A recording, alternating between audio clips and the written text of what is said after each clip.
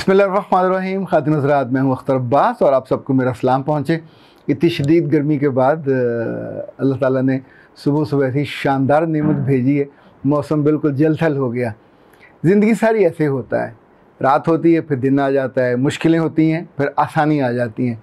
और वो लोग, वो लड़कियाँ या लड़के जो मुश्किलों को अपने सर पे सवार कर लेते हैं और उसको इतना ज़्यादा उसमें मुबालगा कर लेते हैं और अपने जहन में, जिस्म में, रूह में उसको उतार लेते हैं कि फिर वो ज़हनी मरीज़ बन जाते हैं, फिर उसका इलाज हो नहीं पाता।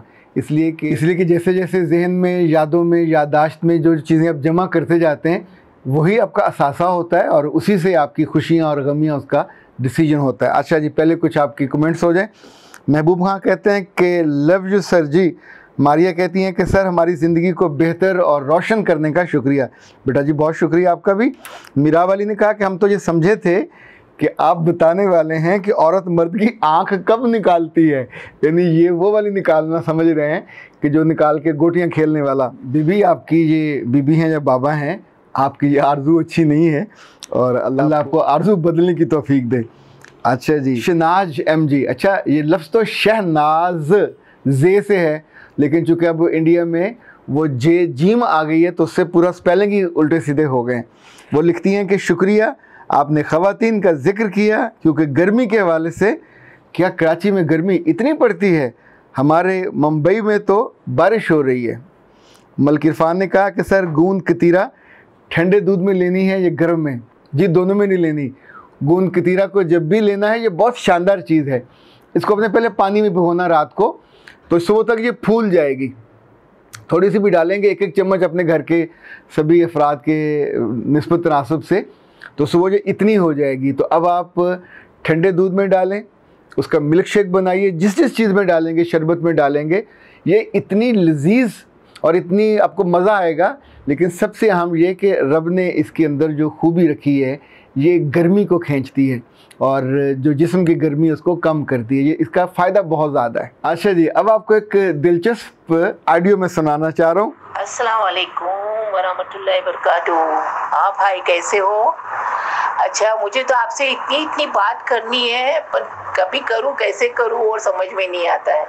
तो कभी कभी मैं मैसेज ही डाल देती हूँ। मुझे बहुत सुकून मिलता है। और एक कल इस लेसन में कहा था कि हमें ये आपकी तरफ से जो लेक्चर मिलते हैं बहुत देरी से मिल रहे हैं, पहले मिले होते तो अच्छी तरबियत होती थी। वो बच्ची ने वो मेरे ही दिल की बात की है और इंशाअल्लाह ताला ये बच्चे इतने जज्बे रखते हैं तो इनका फ्यूचर अच्छा ही होएगा। और एक बच्ची ने आपसे बात की थी कि हस्बैंड अपना बैलेंस नहीं कर सकते खुद की फैमिली में और पेरेंट्स की फैमिली के साथ में। तो उस हिसाब से जो आपने जवाब दिया ना कि आपके जो बच्चे, आपको उसकी तरबियत ऐसी करना कि वो आगे जाके बैलेंस करे, जो होता है आपके हस्बैंड में है वो उनमें ना रहे, वो बात मुझे आपकी इतनी सही लगी है कि अपने माशरे में यही प्रॉब्लम है। हम बच्ची लोग की तरबियत पैदा होते जब से इतना उनके दिमाग में डाल देते कि बस तुम्हारा ये है, तुम्हारा ये है, तुम्हें ये करना है, अभी की ज़िंदगी में ये करना है, बाद की ससुराल की ज़िंदगी में ये करना है, फिर बच्चों के साथ की ज़िंदगी में ये करना है। पर अपन बेटे लोग को ऐसा पालते हैं ना कि ये बेटे हैं ना, माँ बाप को तो बहुत प्यार से बर्डन नहीं मालूम पड़ता है, पर ये बच्चे आगे जाके है ना, आगे फैमिली में बर्डन जैसे लगते हैं और बहुत टॉर्चर भी करते हैं। वो आपने जो बात सही बताई कि भाई अपना माशरा सुधारेंगे अभी से तो आगे का माशरा ये कंप्लेन नहीं आएगी। बहुत शुक्रिया।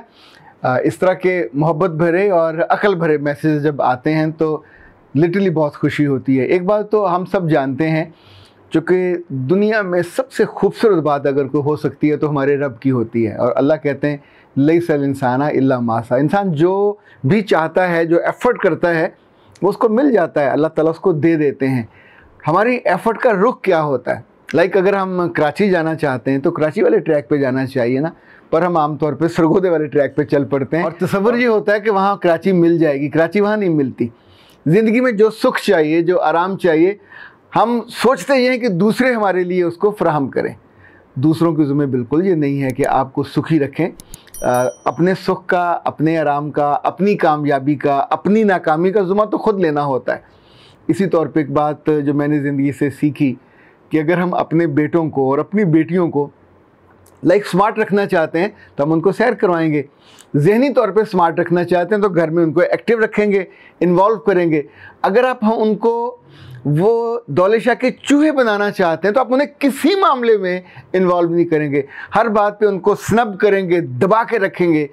पर ये बहुत वक्त गुज़रा, इस तरह के वालिदैन हुआ करते थे जो अपने बेटों को और बेटियों को इतना दबा के रखते थे कि घर के किसी मामले में, इवन बहन भाइयों की शादियों में उनसे मशवरा नहीं होता था, छोटे बड़े फैसलों में उनसे मशवरा नहीं होता था, उनके कपड़ों में, जूतों में उनकी कोई चीज़ लेनी है उसके बारे में कोई मशवरा नहीं होता था, उनकी शादियों में मशवरा नहीं होता था। अब ज़ाहिर है उस मशवरे के बिना की शादी में जो भी लड़की बेचारी आएगी वो तो जिस अज़ाब को सहेगी कि वो आदमी, वो लड़का तो कभी भी राज़ी नहीं होगा, और उसने जो अपने माँ बाप की सख्ती सही होगी वो सख्ती उधर कन्वर्ट होगी। सख्ती कन्वर्ट कहाँ होती है? जहाँ कोई कमज़ोर होता है। ये जो बच्चे हैं आपके, इनफैक्ट अगर आप चाहो तो इनको अपने ख्वाबों के बिल्कुल बरक्स भी तैयार होने दे सकते हो और इन्हें अपने ख्वाबों का अक्स भी बना सकते हो। आपकी ज़िंदगी में झूठे और मक्कार लोग बहुत रहे तो आप अपने बच्चों को बिल्कुल उसके बरक्स तैयार कीजिए। और ये याद रखिएगा, ये होगा तब जब वो आपसे इश्क करे, जब वो आपसे मोहब्बत करे और आपकी निगाहों में कभी गिरना ना चाहे। वो कभी झूठ नहीं बोलेगा, वो कभी अपनी माँ की झूठी कसम भी नहीं खाएगा, वो कभी किसी और औरत की तरफ बुरी निगाह भी नहीं डालेगा। चूँकि जब जब आप जिक्र करोगे तो आप सिंपल जुमला तो एक ही कहना होता है जो अगले के कानों में जाता है, फिर उसकी रूह में उतर जाता है कि मेरे बेटे तू मेरा फ़ख्र है, मुझे इज़्ज़त दिलाना। किसी और घर से, किसी और लड़की से, किसी और ख़ातून से अगर तू बदतमीज़ी करेगा तो कर सकता है, तेरे बस में होगा, तू ताकतवर होगा, तू मर्द है, लेकिन मेरे बेटे मेरे दूध की, वो जो पुरानी औरतें कहती थी, मैं अपनी दूध की धारें नहीं बख्शूंगी। जितनी मैंने तुमसे मोहब्बत की, जितना मैंने तुमसे प्यार किया, तुमसे सिर्फ ये मांगा कि तुम इंसान बहुत अच्छे बनो, और जिन औरतों से तुम्हारा वास्ता पड़े, जिन रिश्तों से तुम्हारा वास्ता पड़े, जिन कारोबार में तुम्हारा वास्ता पड़े, लोग तुमसे कहें ये कि तुम किसी अच्छी माँ के बेटे हो। देखिए, इससे बड़ा फ़ख्र हमारे घरों में बच्चियों और बच्चों के कबर्ड्स में, उनकी अलमारियों में मुख्तलिफ़ सर्टिफिकेट्स पड़े होते हैं, मुख्तलिफ़ कप्स रखे होते हैं। कुछ कप्स रंग आलूद होते हैं, कुछ बहुत अच्छे होते हैं, ये उन्हें किसी न किसी कारनामे पे मिले होते हैं। पर ये जो जुमला है, जब दुनिया में कोई एक बंदा या बंदी ये गवाही दे दे आपके बेटे को और आपकी बेटी को, आप मानो कि आपके सर पे तो वो जो सुरखाब के पर हैं वो लग गए। ये मोजज़ा इंसानों के साथ होता है, और इंसान भी वो जो आपके अपने बेटे और बेटियां होते हैं, जब तक आप उनको अपने से जोड़े रखते हो। किताबें पढ़ के लोग अच्छे नहीं बनते, लोग तकरीरें सुन के भी अच्छे नहीं बनते। लोग अच्छे बनते हैं जब उनसे मोहब्बत की जाती है, जब उनको एक स्टैंडर्ड देते हैं। आप कभी नोट करें, अपनी बेटी को आप एक जायका चखाते हो, फिर आप उसे पकाना सिखाते हो, और जब वो पका लेती है आप उसे चखते हो तो 19-20 का जो फ़र्क होता है फ़ौरन बताते हो कि मेरे बच्चे इसमें थोड़ा सा ये कमी रह गई है, मसाला कम रह गया, या तुमने इसको भुना नहीं है, या ऊपर अभी ऑयल नहीं आया, या दम पूरा नहीं है, तो थोड़े चावल कच्चे रह गए।